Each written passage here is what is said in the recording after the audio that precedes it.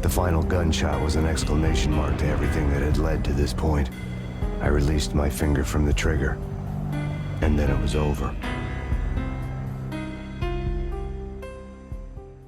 Yes, that was an extremely dramatic Max Payne reference. Because when a game gives me noir, raid, a detective, inner monologue, and the guy in the hat, I can't just start the video with "Hey everyone!" That would be a crime. And crime, as we all know, must be investigated. And now, hi everyone, I'm Marusia, and this is not exactly a review of Mouse P.I for hire. It's more like a small investigation. References, Easter eggs, visual nod, and the tiny details that this game has scattered literally everywhere. Subscribe to the channel so you don't miss the next videos, and also because it really helps the channel grow. Also check out my Patreon for exclusive content and Discord where I share my thoughts, memes, and so on. And now we are diving into this mousy noir detective case. I'd like to start with the fact that this is a mouse world. Our main character is a mouse, and what do all mice love? Exactly, cheese. In this world, a lot of things are connected to cheese. In bars around the city, you can find the signs like this. Pay attention to the names of the drinks. Brie, feta, just like cheese names, right? There is also a brand in this universe called Fondue, which sounds very suspiciously close to fondue. Okay, cheese aside, now let's take a look at the walls, because walls in this game clearly know too much. For example, all around the city you can find posters like this, and thanks to Mask we can tell this is a reference to the Phantom of the Opera. The I Want You for Army poster is a direct reference to the American I Want You for US Army poster from 1917. I also find all kind of references to famous paintings. For example, here is American Gothic by the American artist Grant Wood. Here we have The Scream by the expressionist painter Edvard Munch. Here is Bonaparte Crossing the Alps by Jacques-Louis David. And here is The Persistence of Memory by Salvador Dali. Also, in the house where the main character lives, there is this notice board. And look at this note, a lost turtle. It's so cute and kind of sad at the same time. Speaking of writing on walls, in one of the locations we find this mysterious wall, "For whom the bell tolls." I think this is a reference to the novel by Ernest Hemingway. What's funny is that in the same location you can also shoot the bells and they even make a sound.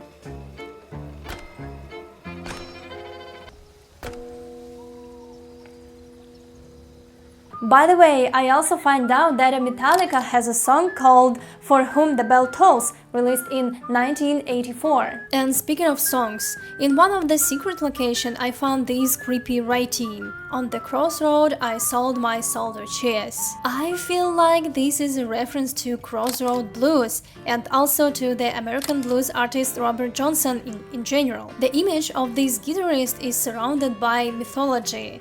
There's a legend that he supposedly sold his soul to the devil in exchange for musical genius.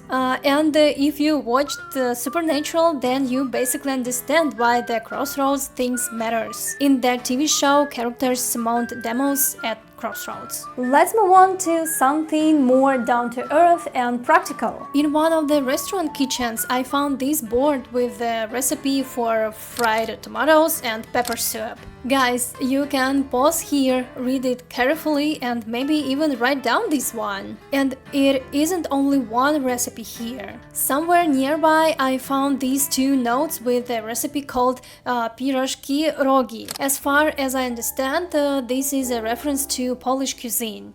These pierogi, basically dumplings with potatoes or some other non-meat filling. Write in the comments if you would maybe like to see some videos with recipes from video games. And speaking of Poland, the development team is from Poland. It's a Polish studio. And these guys left us a few more clues about their culture. There's a really cool Easter egg hidden very deep in a secret room, which I found completely by by accident. When you are in the dock's location, you can jump onto this roof using the double jump, go further along the roof, and then drop down here, and you will find a secret place. And look at what happened next. Check this out. You! What are you mousing around here for, huh? You shouldn't be here, damn it. Fucking gamers. Always squeezing in where the logic says back the F off. Just hold on a sec. Hey. No, not the flesh rubber, no. We have a situation now. Yeah, another one jump out of bounds. Yeah. Yeah. Well, that will take a lot of explaining. No, not the mirrors, the fucking level, eh? No dobra, kurde, bym się nie chce po angielsku. Weź daj znać Matowi. Nie temu Matowi, drugiemu. Ja wiem, no to trzeciemu. No. Dobra, ogarnę, nara. Okay, listen up, you rascal. I'm going to open up a warp pipe, toss you some goodies, and you promise to cut all that bullshit. We good? Good. Ta-ta. Did you notice that the voiceover was credited as developer? It sounds very close to developer. And then there are all these memos in Polish. It's really cool. I really got goosebumps when I found all of this, because for me it was a complete surprise.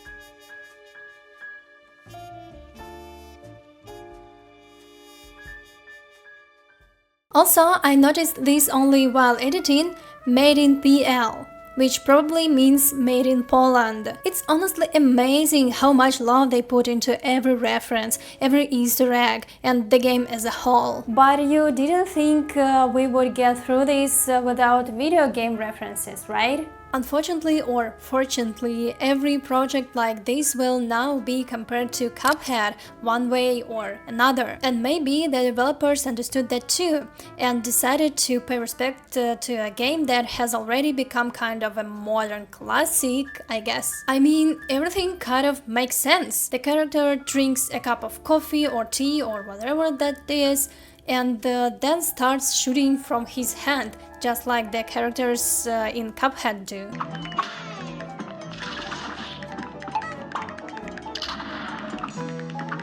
I hope I didn't just make this up in my head and that is really a Cuphead reference. But what I definitely didn't make up are the Resident Evil references. Let's start with the fact that we save the game using a typewriter. It's literally one of the first things we do in the game, and of course my very first thought was Resident Evil. I mean, seriously, in what other game in this world do we save using a typewriter? In the police station we can find this poster. Pay attention. A party to die for. Better bring your umbrella, as it's going to rain pure fun. Host W. Birkin. Live music by Marvin and the Leakers. This poster made me laugh so much. But the best part is the further down the corridor. There is a welcome poster. Welcome Leon. And at this point everything is absolutely clear. Police station, welcome Leon poster, and all of that. Actually, there is one more thing that reminds me of Resident Evil, but I'm not completely sure about it. In the circus, there is a character who says, "What are you buying?" At first look, it seems like just a normal phrase, right? But because I'm a crazy Resident Evil fan, I immediately heard a reference to the merchant from Resident Evil 4. What are you buying? And remember how in the Witcher 3 DLC there was a reference to Dark Souls? Here I found something similar too. A bonfire with a sword in it, and the skeletons sitting around the fire make it even funnier.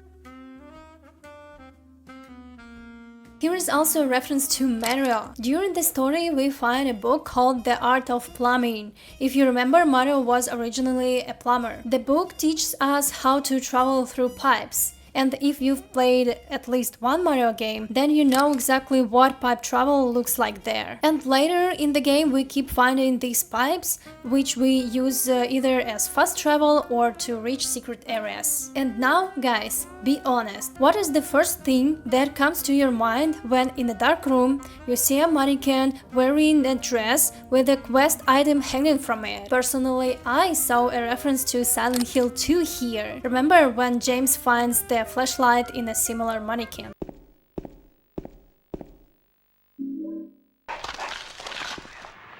Before I start talking about reference to movies, TV shows and actors, check this out. This funny detail made me laugh. Brie Balenciaga, like a clothing store. So why not Goo Cheddar then, for example? Or Brie?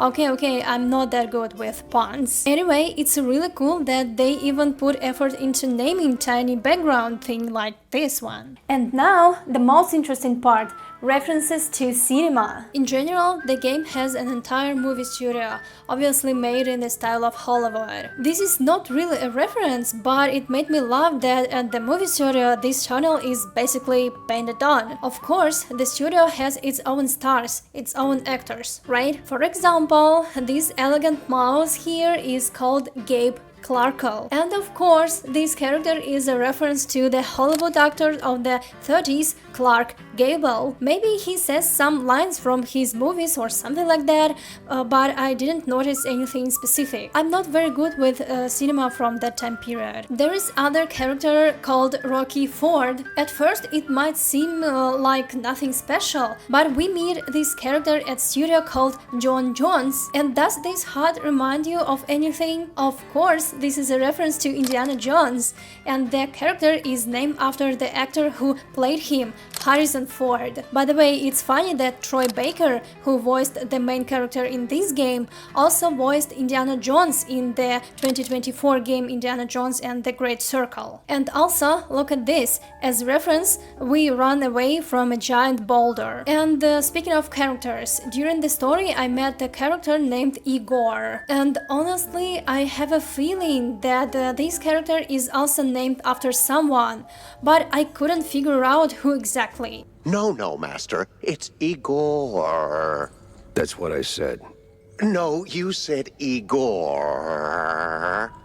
But it's Igor. When I google the name, I get Igor, the French musician. But honestly, I'm not sure the reference is to him. Like, how would that even connect? Guys, if you know, please help me solve this mystery. Because I'm really curious. I keep thinking about it, but I couldn't find anything that made sense. Back to cinema. This is one of those things I noticed only while editing. In the 1950s, in America, there was a sitcom called The Honeymooners. And here, of course, it's the Cheesemooners. If you compare the images from the show directly, the visual reference is very easy to recognize. By the way, did you know that all characters in this game are hand-drawn? Just like Walt Disney Studios hand-drew their cartoons for many years. And of course, there was room here for a reference to the absolute classic of classics, the 1928 cartoon about Mickey Mouse.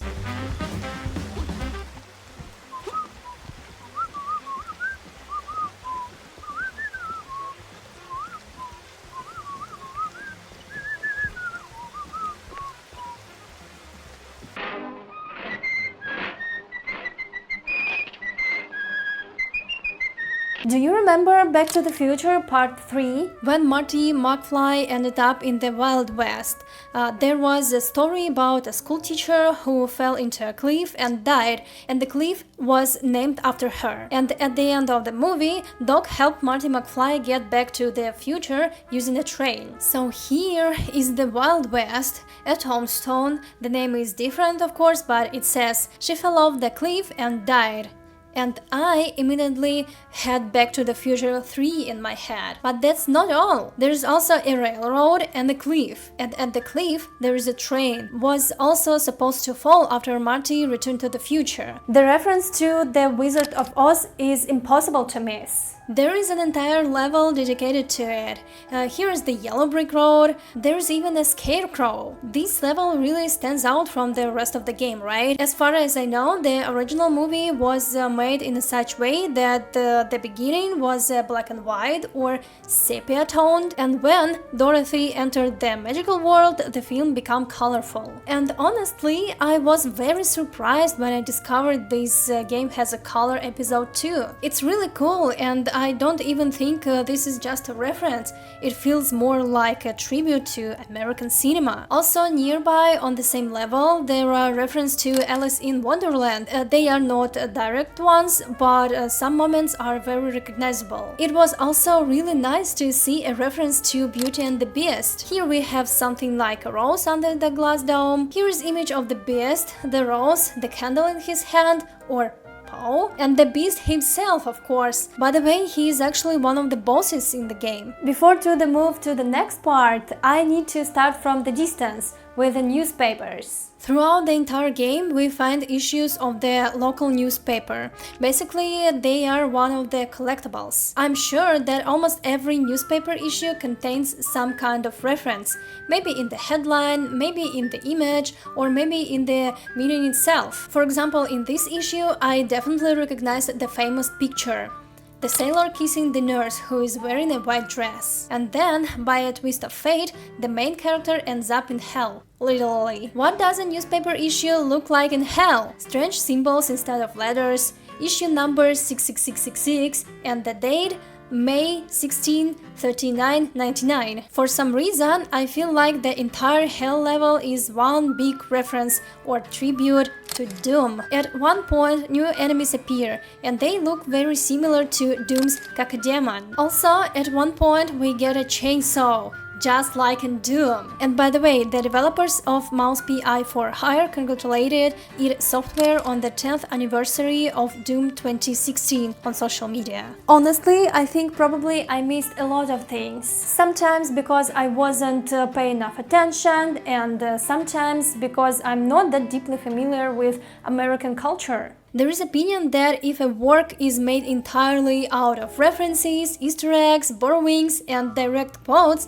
then it's a bad taste. But honestly, it depends. It's like Shrek. You could say the whole movie is built on recognizable images and references. But did that hurt the movie in any way? Of course not. If anything, it became the first animated film to do something like that back then. And it's the same here. The game has a core, the game has its own original idea, and only after that, all these images, references, and the Easter eggs are layered on top of it. And that's all I have for today. Thank you so much, guys, for watching till the end. Sorry that this video took so long to come out. First, I was in a small vacation. Actually, I wrote about this on my Discord.